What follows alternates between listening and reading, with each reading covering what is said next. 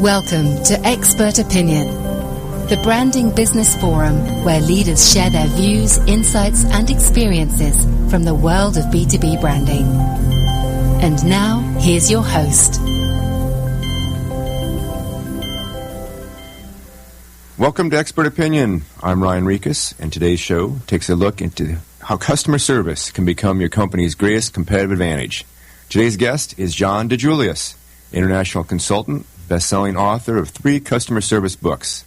His latest book, The Customer Service Revolution, instantly hit #1 on Amazon. John works with many world-class companies like the Ritz-Carlton, Lexus, Starbucks, Nordstrom's, and PwC. I heard John speak at a conference recently and was real impressed with his message on how companies can use customer service to become the brand people cannot live without. John, welcome to Expert Opinion. Thank you, Ryan. Pleasure to be here. Excited. Good. Hey, I was listening to your recent presentation, and I realized how many parallels we have in the way we advise our clients. For example, when we're rebranding a company and ask the client's executive team what they view as their competitive advantage, often we hear the answer, our people and our service. But yet, when we do the customer research, that isn't always the way they see it.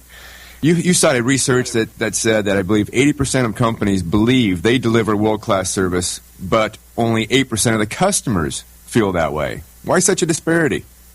Well, great. That's exactly right. Bain & Company did that research asking 300 senior-level people from 300 different companies if they felt that their companies provided superior customer service, and 80% of those 300 companies felt that they did.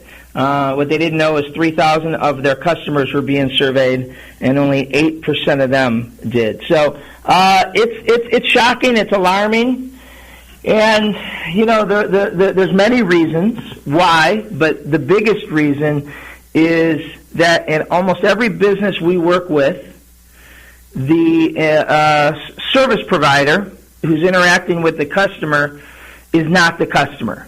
Demographically, economically, whatever it may be, they're just not the customer, or they haven't been in such a long time. And so it's really hard to understand, the plight of the customer, why that this is, such a pain point to them, why they need this so bad. And so, that's the whole key. We have to put ourselves and all our employees constantly in the shoes of the customer.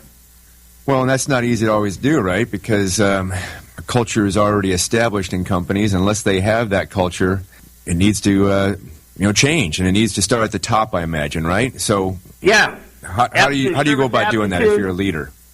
Service aptitude starts at the top, and if you look at every world-class customer service company that we all know, and it might be Virgin Airlines or Walt Disney or Starbucks, Chick-fil-A, Zappos.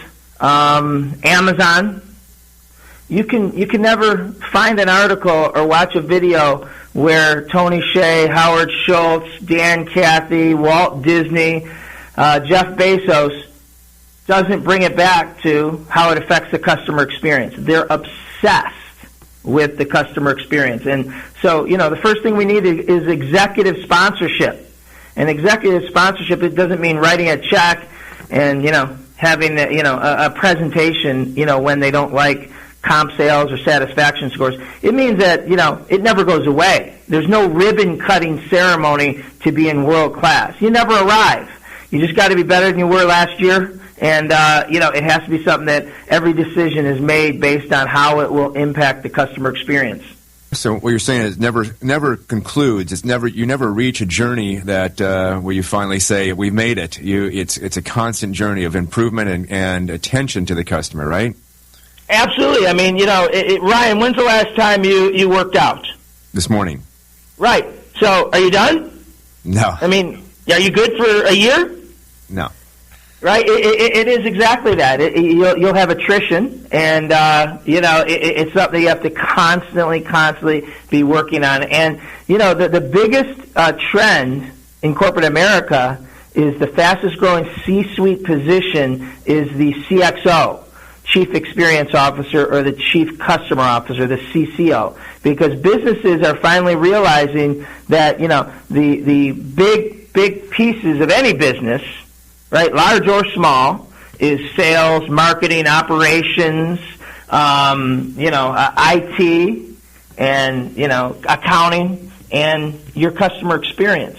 And if you think about the first 4 or 5 I mentioned, the bigger companies, medium to larger, have a head of, have a CFO, have a chief operations officer, has a vice president of sales and marketing. And they all have degrees. They all came from, typically most businesses didn't have a head of customer experience. And I'm not talking about the call center manager. I'm talking about the person, in charge of every aspect of customer experience. And the second problem is, if you want one, where are you getting them from? I don't even know of a class in college that offers a customer service class, let alone a degree or a major. Well, let's talk about how you bring that into a company. For example, firms like ours, Brand Strategy, we help a client create their promise of distinction or their brand promise, and that's mostly about their competitive advantage and what differentiates them from the competition, right? But actually, it's up to the employees to deliver upon that promise, and certainly we take them through the training on how to deliver a brand promise. But I think what you're talking about, it goes far and much deeper than that. So maybe you can give us some best practices how you do embed this concept of this stellar level of service into a culture. Absolutely, and that brand promise, as you know, creating it, while it's hard and it has to be measurable and accountable, is the easiest part. Right? The next part is now selling it to everyone in that company and then being able to measure it. So, the brand promise, mission, service, vision, that we're going to win the Super Bowl and how we're going to win it, what's going to be our style of offense or whatever that may be. But now we have to get deeper in creating the non-negotiable. So the first place we start is a day in the life. All our consulting clients have a day in the life of a customer video that every new employee has to share. And when you watch it, it's 2 to 3 minutes, and it takes you on a roller coaster of why that account rep that you're calling on, how you treat him, and how you come to the rescue for him is so critical in his day. So you do have empathy, say, man, this person really needs me to be present and to do my job well. Creating that customer service vision, which I think your company already helps them with, so everyone can measure their actions to that. And a customer service vision statement is more what you have to do every time in the moment. You got to create your non-negotiable standards that you can promise anyone that there's certain things we would never do and always do. Low-hanging fruits. I call it the burden of the brand. When you're dealing with, these exceptional companies, there's certain things they'd never do, and they'd always do given the situation. So we have 10 commandments, and that's why, obviously, there's no ribbon. You're never done. You're always working on them, improving them, but it's from service recovery, to creating above and beyond. But the biggest part is having, a culture that everyone's on the same page, and non-negotiable standards that, no matter who you deal with, your experience is dependent on getting the right person, or that the owner, general manager, CEO is on site that day, and if he's on vacation tomorrow, it totally changes the experience we receive. So once you develop these different components, like the day in the life or the customer service vision, how do you go about training and making sure this is now embedded throughout the entire organization, top to bottom? DiJulius Group's entire philosophy is foundation is service aptitude, and how good one company's level of customer service versus anyone else, it really comes down to one thing and one thing only, the service aptitude from their CEO to the warehouse person to the candidate that's interviewing that, could be starting next week or next month. And, truth is that none of us have high service aptitude, and we won't find enough employees to hire that have high service aptitude. Me and you, Ryan, when we graduated from our schooling and entered the work world, didn't have high service aptitude. Service aptitude gets dictated from 3 places. The first, previous life experiences. Most of us don't grow up driving Mercedes-Benz when we turn 16, staying at 5-star resorts and flying first class. Yet, most businesses think it's common sense and expect their frontline employees to deliver world-class and treat customers the way they want to be treated. And that's a huge mistake. I don't want my frontline employees treating our clients, our guests, the way they want to be treated, right? Because they don't know what world-class is up till now. The second place service aptitude gets shaped is previous work experiences. Everyone's worked somewhere else. Every employee we have has worked somewhere else, and our new future generation of employees have worked somewhere else. And if they're not, working for one of the 3% world-class customer service companies, they, have been trained not the way, we want them. And that's okay, right? We're not going to only hire people from Nordstrom's and the Ritz-Carltons of the world. So we can't control those first two places, but we can control the third place, and that's current work experiences. And so everyone listening has to do an acid test. The acid test is, if you hired me tomorrow to be in any customer-facing position, on the phones, face-to-face, whatever it may be, how much training would you give me before I'm allowed to interact with one of your customers? Hopefully it's, a few weeks to a few months, whatever that may look like. Now, of that training, here's where the test comes in. What percentage of it is technical product knowledge, how you process an order, how you make a sale, versus what percentage is, building a relationship, service recovery, the non-negotiables, understanding how the service vision applies to my life. And in the vast, vast majority, it's 98 to 100% the hard skill. So we have to look at soft skill like we'd look at any technical job. We wouldn't let a pilot fly without training and licensing. We wouldn't let a CPA and a person work on anyone's books without, having a degree and license. We should never let any of our employees come in contact with our customers without proper certification of what our experience looks like. And that means they got to be certified and tested. It doesn't have to be to the degree the hard skill is, but it has to be certified so we have a consistent level from anyone we work with. So there's a clear training program, clear expectations identified. You mentioned the always and never. And I remember in your presentation you spoke a little bit about the idea of replacing the word policy with guidelines. Maybe you can talk a little bit about that. Absolutely. Every one of us have probably used the word policy in meetings and training. Policy is a dangerous word. Policy sometimes has extenuating circumstances. And I've had where I couldn't believe what a customer would call and tell me we did or didn't allow them to do. And then I'd call the employee and say, why, based on what happened, why would you make her do this or not allow her to do that? And the employee would say, because, John, our policy is blank. And then my frustration went from, being on how the employee handled it to myself. Because if we tell employees the policy is, employee will never break policy. It's black and white. And so now we change that to guidelines.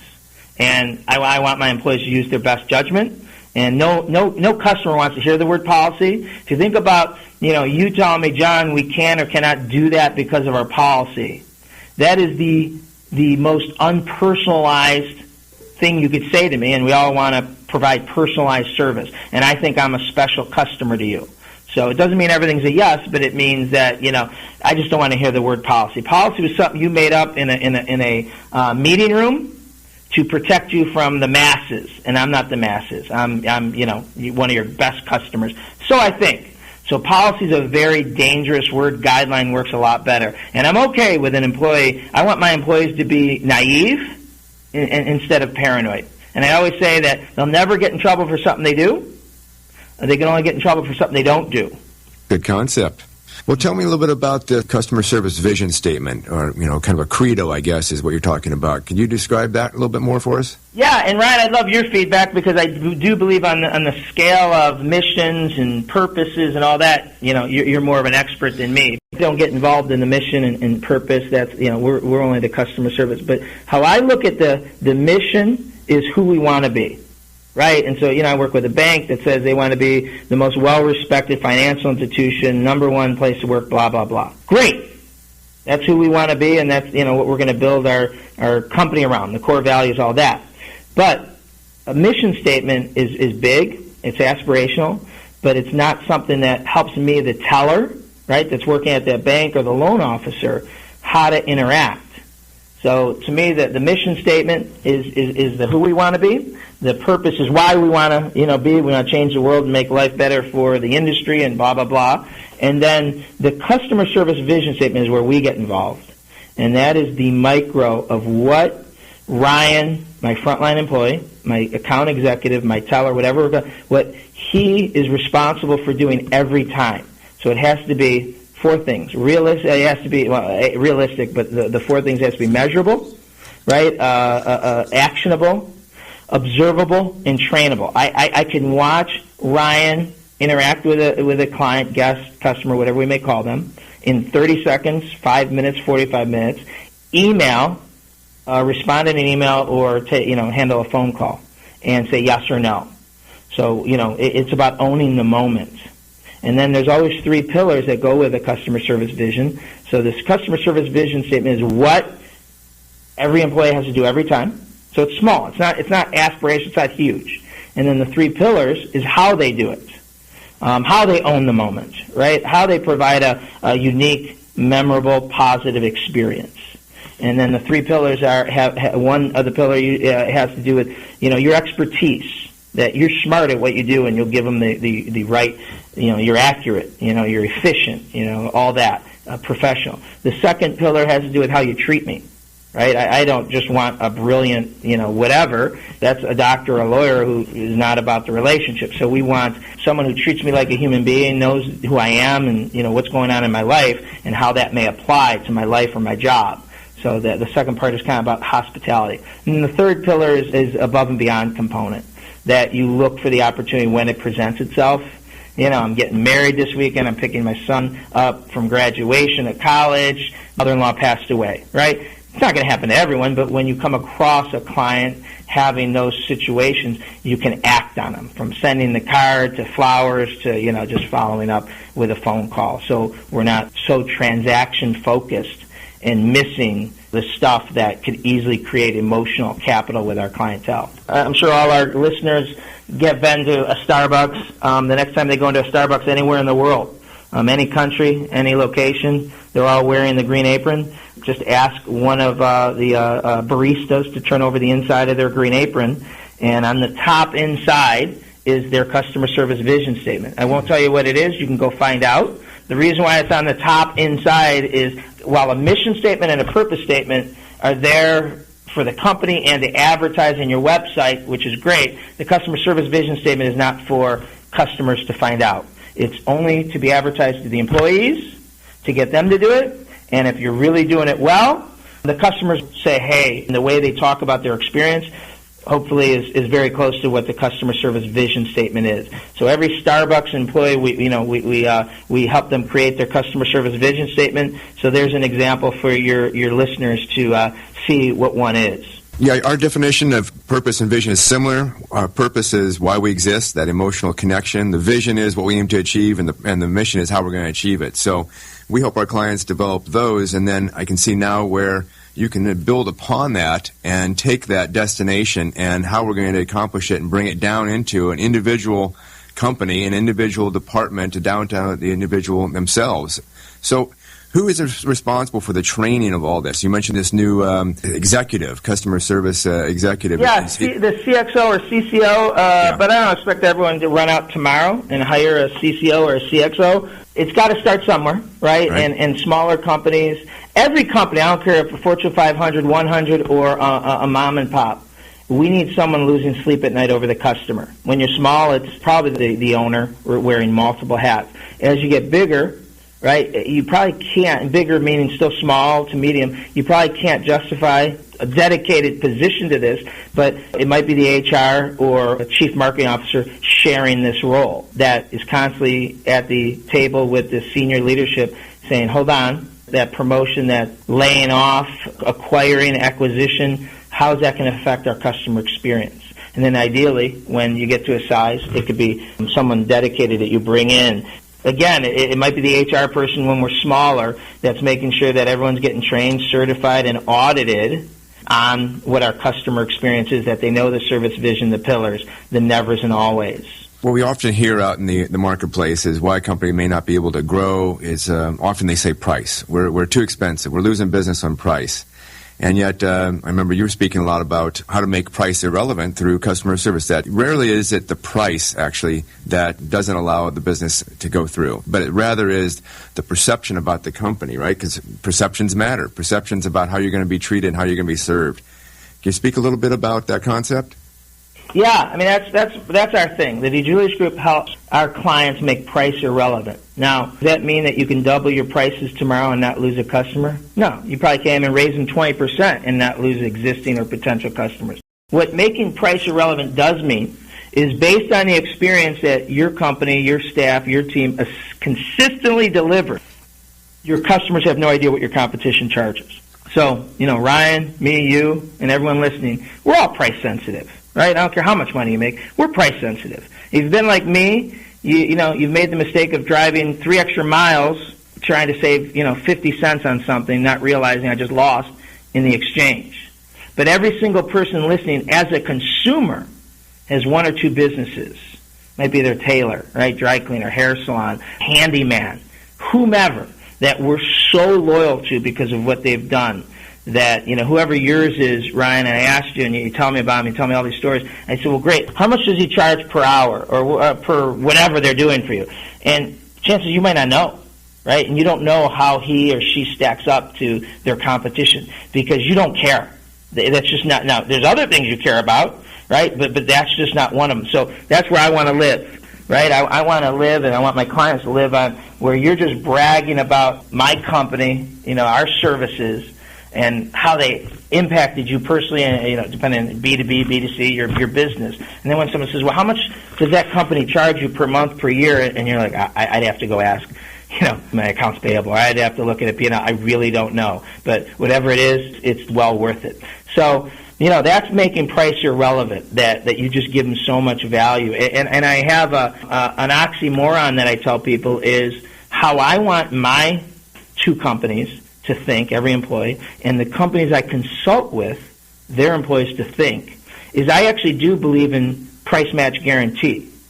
Well, what does that mean? If I'm talking about making price irrelevant, how could I possibly believe in price match guarantee? So this is why I want everyone that I work with to think, not necessarily say to their customers. But, Ryan, we are the ultimate experience provider in what we do. In fact, if you can find it higher price somewhere else, we will raise our prices and match it. Right? So that's what I mean by the price match guarantee. We'll go the opposite way. How dare anyone sell it for more than we do? And if you really have that state of mind, you have to back it up. So whether it was customer service consulting, and you said, John, I just found out that ABC charges more for customer service consulting than the DiJulius Group. That would freak me out. I would be like, what are they doing? Expertise-wise, experience-wise, whatever it may be, that they could charge more than us. How dare that happen? And we better find out and raise our game and get our prices, above there. The biggest thing I see when I work with companies is we'll go and we'll role play with staff, and I hope everyone on this that's listening to this podcast will do this. And you go up to an employee and say, hey, I want to role play with you. And Ryan, you're our account executive, and I'm a potential customer. And I say, hey, during your sales pitch to me, I say, hey, Ryan, I can get it from your nearest competitor for 20% off. How are you going to answer that? And too many times the employees shrink. And they start saying, well, we're going to throw this in, and we're going to throw this in, and we're going to do this. No. I mean, if you went to a Ritz-Carlton and said, how much are your rooms? They say $389 a night. You wouldn't say, well, I could go to the Red Roof Inn right down the street for $69 a night. The Ritz-Carlton would laugh at you, right? Make it apples to apples and say, hey, John, you could absolutely go to that other company, right? But here's what you get with us. And you explain the value, and the real value is, and we all know this, many times the cheaper you go, the more it costs you, because on the back end it's not right, and we can't get a hold of a human being, and they won't stand behind it, and the peace of mind. I love it, John. Hey, we're almost out of time. I really appreciate you being a guest on Expert Opinion. Any final thoughts or insights to share with our listeners? No, I think you asked all the right questions, and I know you do this and live by this, and I probably could have interviewed you and got just as good, if not better, the answers, because this is who you are and your company is. Thank you, John. I appreciate it. Look forward to continuing the conversation. Hey, I know you got a lot of resources on your website. Can you give people that address? Certainly. It is theDiJuliusGroup.com. The DiJulius, DiJulius, group, GROUP.com. You can sign up for weekly e-services that come out, get my new book, The Customer Service Revolution. Anything that's there, it can help you in what we discussed. Perfect. Hey, thank you so much, John. That concludes our show for today. This is Ryan Rieches, and you've been listening to another edition of Expert Opinion, a branding business forum where thought leaders share their point of view. If you'd like to listen to past shows or read our blog series, visit brandingbusiness.com. And until our next show, grow your business by living your brand promise.